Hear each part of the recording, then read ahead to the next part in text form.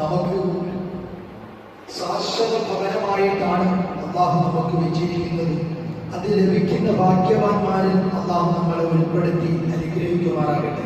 നമ്മളൊക്കെ ഇബാദത്ത് ചെയ്യുന്നത് പരിശുദ്ധമായ സ്വർഗത്തിന് വേണ്ടിയാണ്. ആ സ്വർഗമാണ് നമ്മുടെ തറവാട്. അത് ലഭിച്ചത് കൊണ്ട് മാത്രമേ നമുക്ക് ശാശ്വതമായ സമാധാനം ലഭിക്കുകയുള്ളൂ.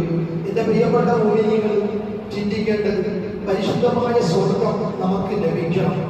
ആ സ്വർഗം എല്ലാവർക്കും ഒന്നും അള്ളാഹു കൊടുക്കുകയില്ല.